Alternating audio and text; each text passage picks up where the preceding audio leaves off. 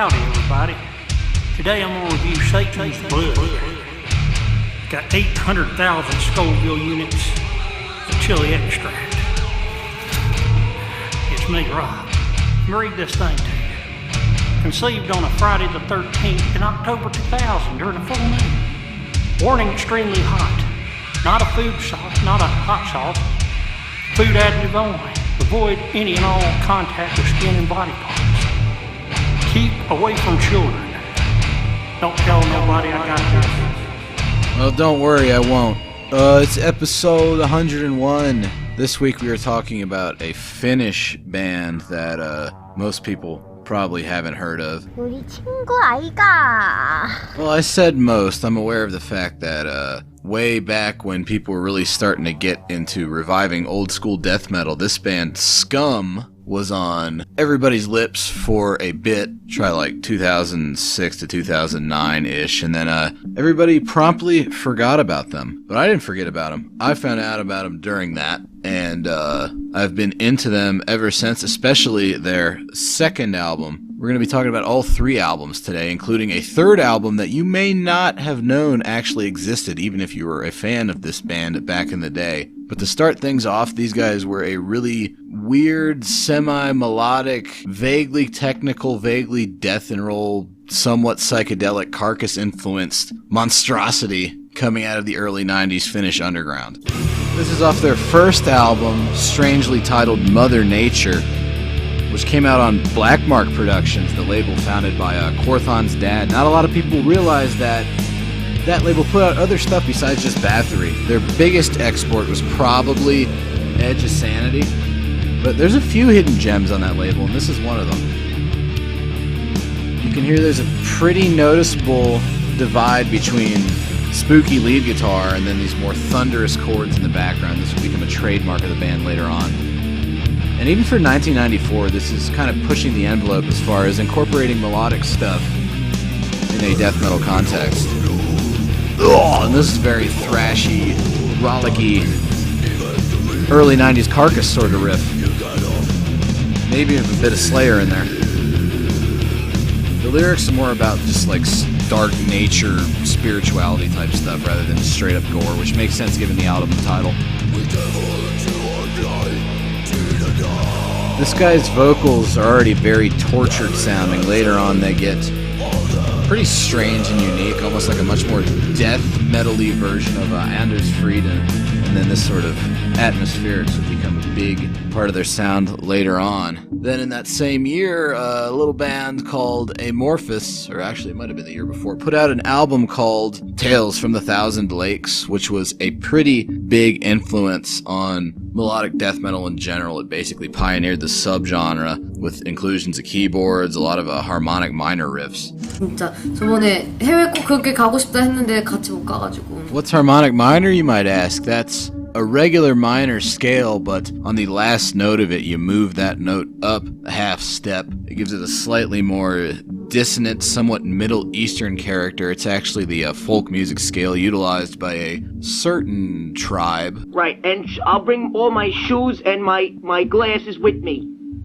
So I have them. I think it's the Welsh. But they use that scale in a lot of movie soundtracks to make things sound more Middle Eastern. And it first started showing up in metal, I want to say, with some of the King Diamond solo albums, and then Amorphous really took that kind of scale and ran with it to give it a very unique flavor, their melodies, that is. They also did a lot of clean vocals, mixed with death growls, and a lot of usage of 70s style keyboards and generally just more consonant sounding riffs than would have been common at the time. So this is that Amorphous album. This is what it sounds like when you utilize a kind of harmonic minor and even maybe some other Arabic sounding scales in melodic death metal. You get this kind of stuff. Therion also is a big fan of doing this kind of thing around the same time.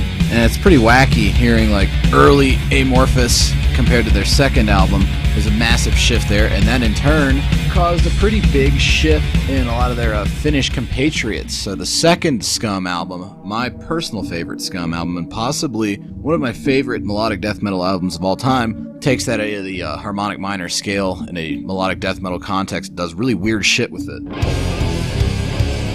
Also on Black Mark Productions rather,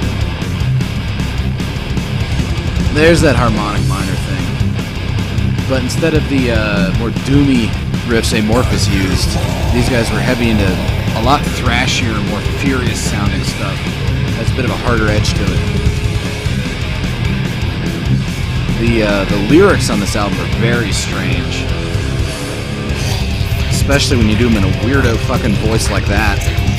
They remind me a bit of Samuel Taylor Coleridge's Kubla Khan, sort of a strange oriental opiate fantasy.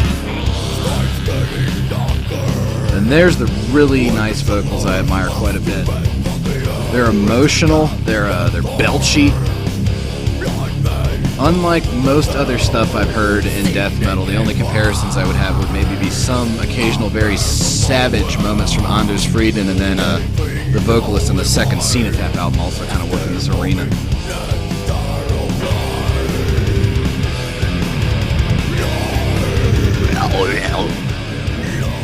That's how they do the harmonic minor thing. Elsewhere, they start using a lot of clean vocals and very complex song structures. One thing I've kind of hammered home with a lot of these more melodic death metal episodes is that in its initial format, melodic death metal was a very strange and psychedelic genre compared to where it is now. Clean vocals here are actually provided by the same lady that did clean vocals on the Third Sentenced album, which is also very good and also very strange and weird in the style of old melodic death metal, not the more power metal-y stuff you get today. And here's a really epic transition. This almost sounds like an Argoslint riff, but maybe even happier than that.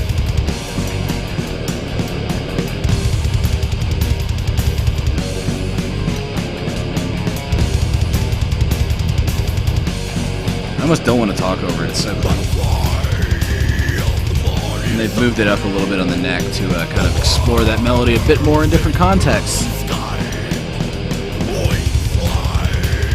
Lyrics are very much just a strange fantasia of bizarre purple visions, which makes sense because the album's called Purple Dreams and Magic Potions. Whoa. Going back into that more thrashy riff, my favorite song on this album is actually The Flames of the Silver Sea, which features some exceptionally well done lead guitar that kind of weaves in around the main melody of the song. It also utilizes some leitmotifs in the Wagnerian sense. For instance, this melody right here is going to come back later. So we have these sheets of palm-muted chords around which the lead melodic guitar is twining.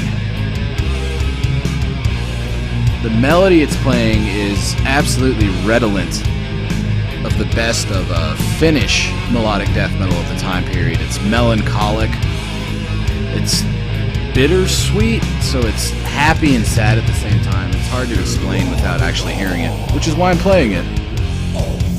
And now we have a counterpoint to that melody being played by the heavier guitars. And it's all kind of based on that initial little clean guitar thing that was at the beginning of the song. Really, really like that guy's vocals.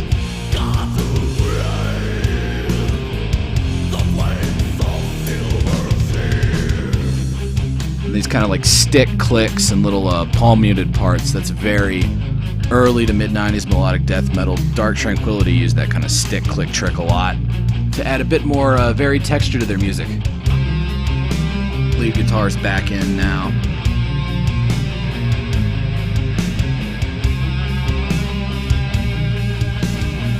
What's weird is this song doesn't even really have like verses and choruses. It's just one constant stream of melody that's always evolving with that lead guitar as it jumps in and out of the music. Wow.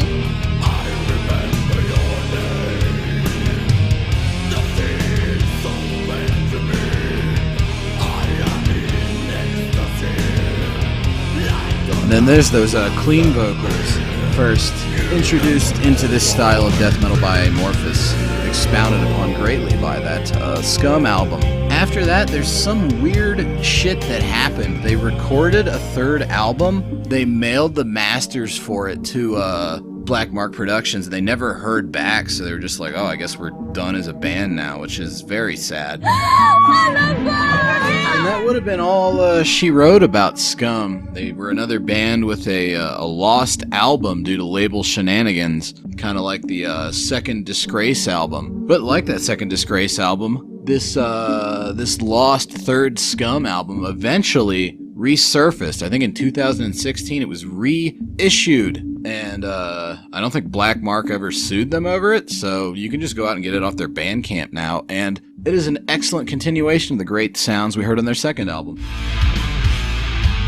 So yeah, it sounds like their second album with a slightly harder thrash edge to it, maybe a little bit less psychedelic.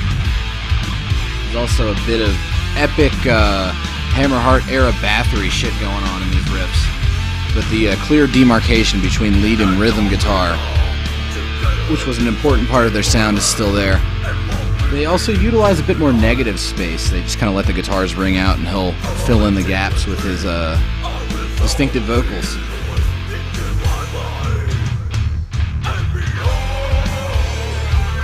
Kind of like that whole wah pedal lead guitar combo with the wordless clean vocals there. That's kind of a little nice trick.